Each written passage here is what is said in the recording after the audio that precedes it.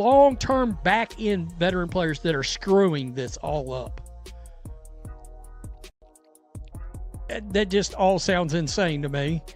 When it comes out of my mouth, every time it comes out of my mouth, that you have players that are vice presidents of the players union for one league owning a different professional basketball league. In the meticulously orchestrated world of professional sports, labor disputes often follow a familiar playbook. There's a clear line: ownership on one side, labor on the other. The arguments typically revolve around revenue splits, working conditions, and the fair distribution of a league's prosperity. The public narrative is usually clean, easily framed as a battle between billionaire owners and the athletes who generate the wealth. But the current standoff engulfing the Women's National Basketball Association, WNBA, is different. It is not clean. The lines are not just blurred, they are fundamentally entangled in a web of conflicting loyalties, generational shifts, and a stark confrontation between ideological principle and immediate, life-altering financial reality. This isn't merely a negotiation, it's a high-stakes civil war that will define the league's future, and it is being fought not just across a bargaining table, but within the very ranks of the players themselves. At the heart of this turmoil is a seismic shift in leverage, a generational changing of the guard that has happened at lightning speed, and a series of strategic gambits that have exposed profound fissures in what was presented as a unified front. The league's decision to issue qualifying offers to free agents under the existing collective bargaining agreement, CBA, offers based on the old, comparatively meager salary scale, was a masterclass in psychological warfare. It was a move that transformed the negotiation. Andrews come out, and she's over at ESPN, and there's Alexa Philippou talking about the WNBA, WNBA-PA discussing a moratorium proposal that would apply to an upcoming league business, including free agency qualifying offers and core designations, which were set to begin as early as Sunday. Breanna Stewart said that while a qualifying offers may be going out from an abstract debate about value and respect into a deeply personal, urgent financial decision for every single player. Overnight, the union's call for solidarity and patience was forced to compete with concrete signed documents sitting in inboxes, documents that represented real money, however outdated the figures may be. This forced a brutal calculus. Do you stand with the collective, heeding the call of veteran leadership to reject anything short of a transformative new deal, even if it means walking away from a guaranteed contract? Or do you secure your financial present, especially when the league's new proposal promises that same contract could be worth 5 or 6 times more? For stars with multi-million-dollar endorsement portfolios and alternative income streams, this is a question of principle. For the majority of players, those occupying roster spots 6 through 12, without sneaker deals or national commercials, this is a question of survival. The tension between these two realities is the fault line upon which this entire negotiation trembles. Complicating this already volatile mix is an unprecedented conflict of interest that much of the sports media has hesitated to. The NBA and WNBA, very smart. Very smart. We said, they came out, they said, you know what? We're under a moratorium here. Let's start sending out qualifying offers. Addressed directly. Consider the position of Breanna Stewart, one of the league's brightest stars. Stewart wears not 1, not 2, but 3 hats simultaneously, each with competing priorities. First, she is an active WNBA superstar, a face of the league. Second, she is the vice president of the WNBA Players Association, WNBPA, a leadership role entrusted with guiding the union's strategy and representing the best interests of all its members in these very negotiations.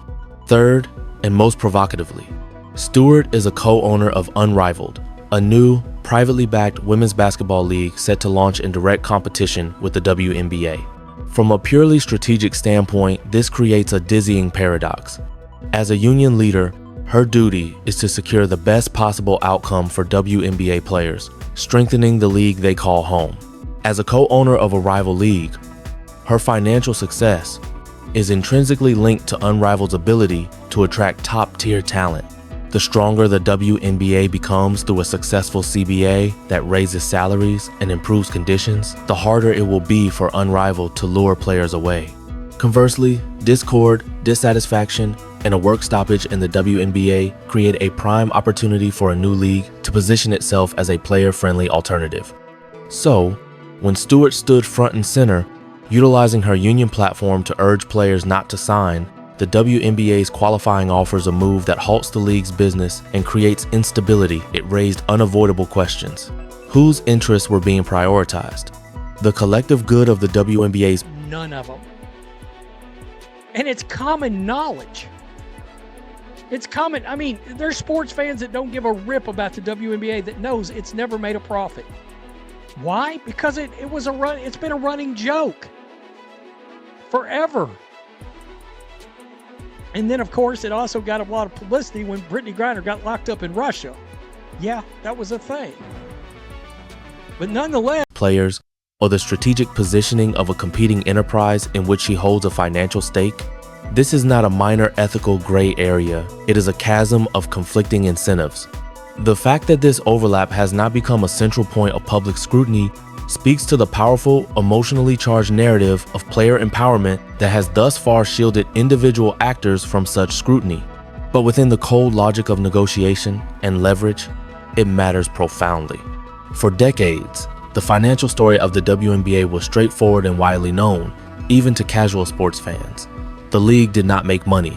It was a passion project, a social investment, and a long-term brand extension for the NBA, which has subsidized its losses year after year since its inception in 1997. This was not a secret. It was a running joke and a point of dismissal for detractors. The league's struggle for profitability was the foundational context for every past CBA negotiation. Salaries were low because revenue was low. The argument was always about carving a fair slice of a very small and often non-existent pie. This historical context is the ghost in the room during the current negotiations. The players' core argument that they have been undervalued and underpaid for years is emotionally resonant and factually correct when viewed in isolation. However, the union's messaging has largely skipped over the uncomfortable precursor. They were underpaid by a league that was itself drowning in red ink, propped up by the deep pockets of the NBA. The grievance is framed as a moral failing by ownership, a deliberate act of suppression, rather than a function of a business that, for most of its existence, failed to generate enough fan interest, media revenue, or sponsorship dollars to cover its costs. This omission is strategic but risky. It allows for a clean, powerful narrative.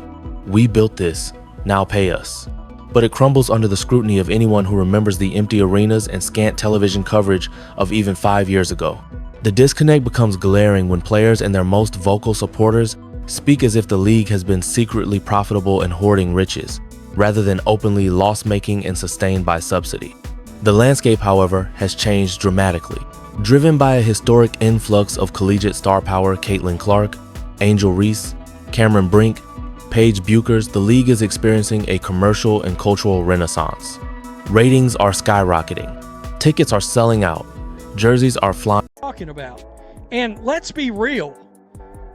What if the league was like, well, we're going forward with replacements and our rookies, which I don't know if that can happen. I know they're currently under contracts. But let's face it, a lot of people have brought this up. Just get replacement players. Think about all the rookies, and they're all star. Like, much of the stardom in this league, almost all of it, is people on rookie contracts. Think about that a minute. I mean, Rickea Jackson, Sonia Centra, Paige Beckers, Caitlin Clark, Angel Reese, Aaliyah Boston. I mean, a ton of players. And I understand. Flying off shelves. For the first time, the WNBA is tapping into genuine, scalable revenue. This is the new pie, and it is finally growing. The owner's proposal reflects this. A leap from maximum salaries around $250,000 to over $1 million by the end of the agreement, with median salaries seeing exponential jumps. This isn't a marginal adjustment, it's a paradigm shift. Yet, instead of negotiating the fine print of this historic offer travel standards, revenue sharing triggers, free agency nuances, the union, led by its veteran cadre, has escalated. The demands have expanded beyond economics into the realm of social justice, historical grievance, and symbolic restitution. There are calls for formal apologies for past disrespect, for acknowledgments of historical underinvestment. These are valid feelings. born from years of fighting for scraps in a dismissive sports culture. But feelings are not leverage. You cannot negotiate an apology. You cannot monetize retroactive respect. This expansion of the battlefield has shifted the optics. What began as a righteous fight for fair pay in a newly profitable era risks looking to the casual observer like an ever-moving set of goalposts. At all.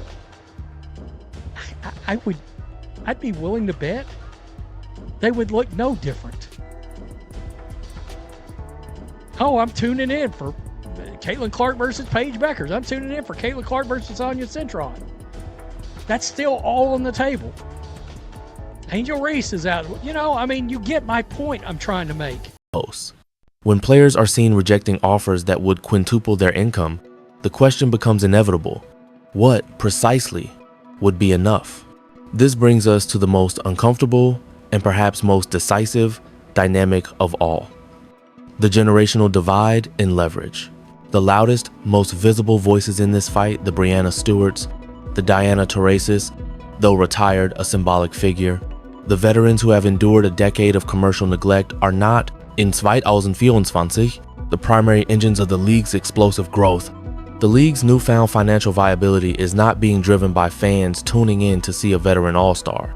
It is being driven by a national obsession with rookies and second-year players. The matchups that shatter viewership records and dominate social media are Caitlin Clark versus Angel Reese, Clark versus Paige Buchers in preseason, Clark versus Cameron Brink. The jerseys that sell are #20TO, Clark, and #0 Reese. The documentaries, the talk show appearances, the viral moments they orbit around the new class. These players, the very source of the league's current heat, are largely locked into rookie-scale contracts. Their leverage is immense, but also peculiar. They are the crown jewels, yet they have the least immediate power to alter their own first-term earnings under the CBA structure. Their value is long-term, and their ability to draw fans who will increase league revenue, which will then fund the next CBA. The veterans who have waited a career for this moment are trying to harness that incoming tide to lift all boats, including their own, before their own careers sunset. But this creates a perilous misalignment. The league's calculus is coldly rational. If this dispute leads to a work stoppage, the players they cannot afford to lose are the rookies, and those rookies are under team control. The headline attractions, Clark, Reese, Buchers, would still be. Wow, this was such a smart move. I mean, the league's not dumb. They know these players are not going to sign those qualifying offers, but it gets the players to thinking about their money. Their money and where they want to go. And I've seen people go, oh, well, there might be a 3-week off season and it'll be exciting. Really? I mean, the way this league's run, you need all the time you can get. Again, how many times have I talked about how Bush League some of these telecasts look? In the fold. The league could, in a worst-case scenario, contemplate a path it would never say aloud, but that certainly runs through its strategic planning. Fielding teams built around its young stars, supplemented by replacement players from overseas or the amateur ranks. For the casual fan who tunes in for the phenoms, the product might look remarkably similar. Would a casual viewer, drawn in by Clark's deep threes, notice if the veteran power forward setting the screen was a different, equally anonymous professional? This is the union's Achilles heel. Their strongest leverage, denying the league their labor, is undermined by the fact that the league's most valuable labor, from a marketability standpoint, is already contracted and is the demographic with the most to lose from a lost season of exposure. A rookie like Caitlin Clark has a narrow window to capitalize on unprecedented fame. Missing a season of development and spotlight in a fledgling league could be catastrophic for her brand and career trajectory. The veterans, many with established overseas options and alternative leagues, like Unrivaled, in the wings, may have more flexibility to wait. The league's decision to send out qualifying offers expertly exploited this latent tension. It forced the sixth woman, the journeywoman, the player without a safety net, to look at her veteran leaders, some of whom have ownership stakes elsewhere, and ask, "Are you gambling with my future or yours?" It made the sacrifice required for collective action painfully specific and unequal. Let's dissect the qualifying offer gambit in detail for it was the moment the negotiation transformed.